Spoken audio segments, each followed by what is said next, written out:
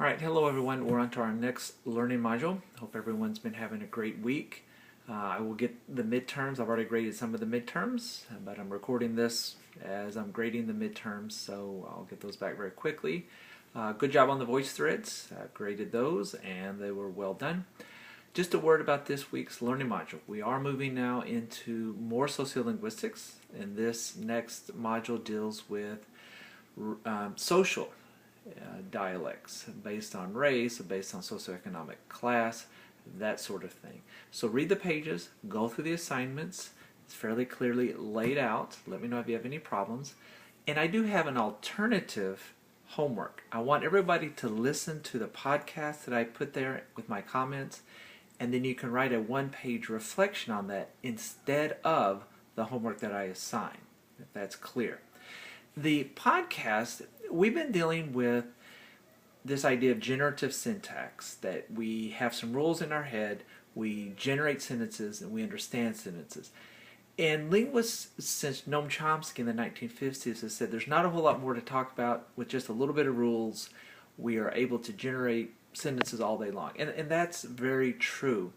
And there hasn't been a whole lot of emphasis on child language development, in the sense that how do children who come from more impoverished homes, do they have the same linguistic development? And the answer has always been, oh, sure they do. It does not matter. Just a little bit of input is enough.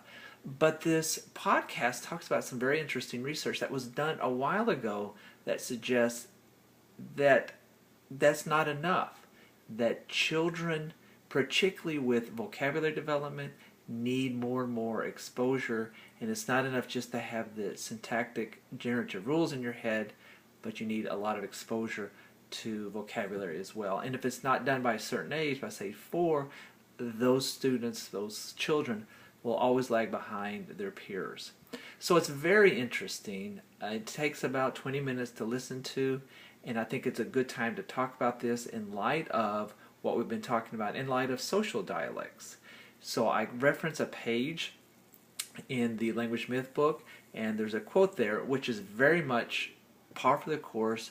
Linguists have been saying this is the way it's done, and just a little bit of exposure will be enough, but this research calls some of that into question. So you have 2 options, but I do want, as far as homework, but I do want everybody to listen to the podcast.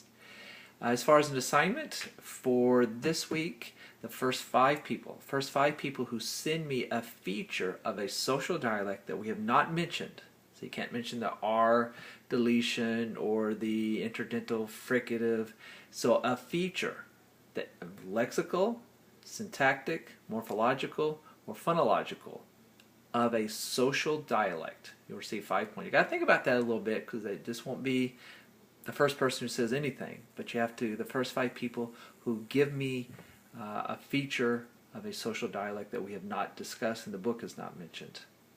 Alright, so that is it. You'll get 5 points on the next quiz for anybody who does that. So I appreciate everybody's work, and as always, let me know if you have any questions. Thanks so much.